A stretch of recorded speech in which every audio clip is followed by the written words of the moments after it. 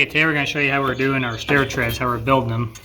So this is a framing square, and these little guys are little stair tools. So you adjust them in and out so that you can set your height.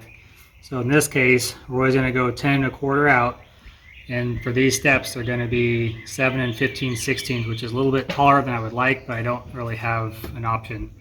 So in residential you can go up to, it's either 8 or 8.5, and in commercial you can't go over, I think you can't go over 7.5, remember, right on a commercial step. So we're still within the residential guidelines, but I'd like it to be closer to that 7.5. So what we've done is I've looked at my 7 15/16 and my 10 1/4, and then I've adjusted these so that all I have to do is draw my line, slide it down, draw my line, slide it down. It makes it really easy to cut your treads that way. So I'm figuring out exactly where this needs to go. Your 10 1/4 will transition straight across, in this case to 11 3/4. So when my line's drawn, all I have to do is line up this line with my 11 3/4. I know it's exactly my 10 1/4 on that side, and then I can zip a line, slide down, go to the next one, zip a line, and so forth. The one thing you need to watch for are your knots. So if I'm laying this out, I started on this one because I know there's a knot that I want to cut out there. So I didn't start at the beginning, I didn't start at the end, I started at the knot. And I want to make sure I cut that knot out. So I started there, slid down, and so forth. Now this is a 10-foot 2x12. And the reason I wanted 10 foot instead of 8 foot is I could have cut my treads, or cut my whole stringer, stair stringer, just by using an 8-foot board. But I don't know where my knots are. If I'm confined to an 8-foot area, I may not be able to adjust and get rid of these knots. So with a 10-foot board, you can slide your stringer around to make sure that you get it the way you want it. A lot of people mess up on is that on your first step, so this is the bottom down here, this is the first one. Your first riser is always going to be minus your tread height. So my tread height is 3/4 of an inch because I'm just using the AdvanTech flooring for our treads. So I need to minus off 3/4 of an inch on this first riser, which we've done right here. Right here is the full tread length, or full tread height, riser height, and we've minused off 3/4 of an inch. Reason being is that I already have my riser is my tread height is the floor. So I need to go from this point to my tread height, which is 3/4 inch up here. That needs to be my 7 5/16. So the next step is going to be to cut everything out, and then we're going to go put it in place up above and see if we need to make any corrections or changes. Another thing you need to watch out for is, you can see here these splits like that. On your boards, the grain of your wood is always going to run with the wood. And the problem you have in cutting stairs is that there's a tiny split there, there's a split there, split there, split there. Is that when you cut these out, you're going to have all these triangles, and the triangles can actually break off and snap off on you. So if you've got a board that has a lot of these splits in them, you may have to, when you cut this piece out, actually turn it around and screw it on to this section next to it in order to strengthen up this piece. I don't like using nails, because when you shoot a nail through it, you could actually just break that piece off. So I usually screw them in.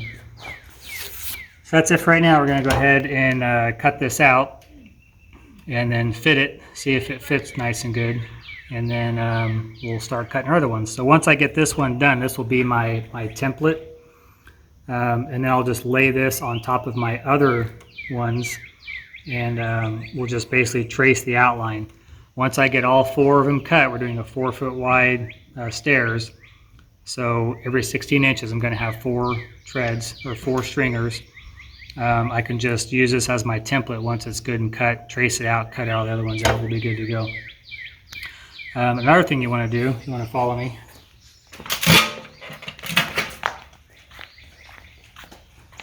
So real quick, I was talking about the splits. So this one split on me. Split all the way down, all the way down. So what I did there on the other side is I put this on the outside as well, because when you're stepping, most people are going to step right here in the center, and this is where all your weight's going to be, is right in the center. So the one that split on me, I put it on the outside, and then you can see here I screwed in on both sides of the split this piece to hold this riser in place. You can see on the outsides there's this gap between the wall and my stairs. The reason for that is that when you do drywall, here, step to the outside. So I ran a 2x4 along here, along my wall, and my stringer is attached to this 2x4. Reason being is that when I do drywall, you don't want to have to cut around every single one of these steps. That's very difficult to do. So if you leave a gap in between here, you typically have 1/2-inch drywall. I'll leave, anywhere from 5/8 to a 3/4 inch gap in there. Now my drywall can slip down in here all the way down, and all that the drywaller has to do is basically cut at this angle. So it slips down in there, and then you're not having to cut around everything. So you got to leave this gap in between your wall and your treads. Another quick thing on stairs while we're here is we had to round the steps around this corner here. We had to do a couple steps at an angle.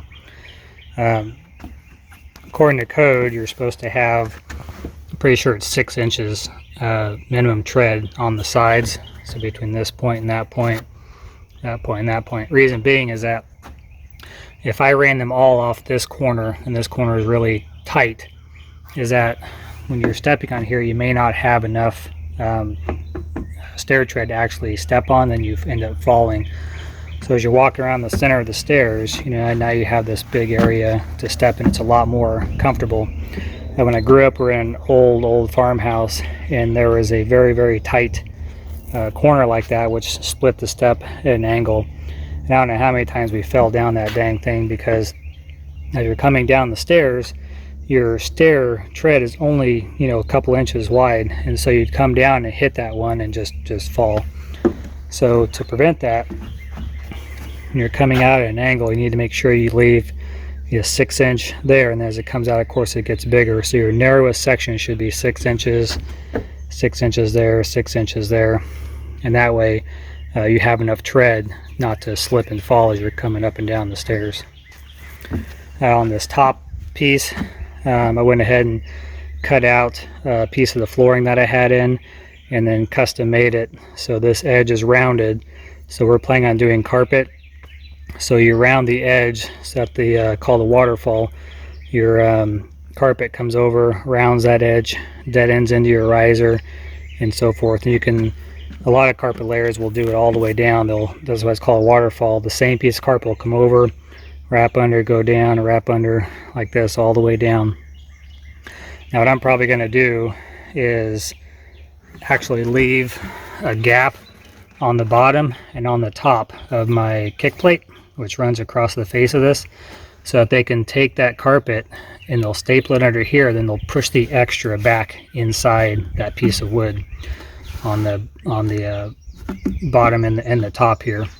And then I can actually put a decorative piece of wood across here. So we may have carpet on the treads themselves, but then my kick plate, I'm probably going to put some sort of wood that looks nice.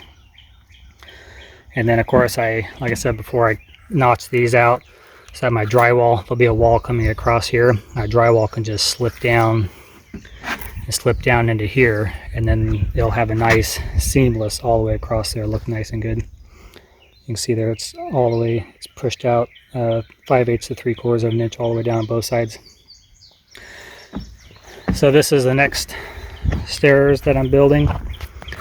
So one of my risers is actually on the end of the joist there, and then there's 8 coming down. I should land somewhere out in this area, and then once I get those in, I can build this back wall, I can build this front wall in here, and then I've got a couple sheets of 4 sheets of flooring to put down up on there, and then I can start on the framing I got to cut this out and put a header in because we didn't plan on having this bench seat there, but we're adding it. So I got to run a header across here, build this wall down and over, and then on the other side build the wall as well.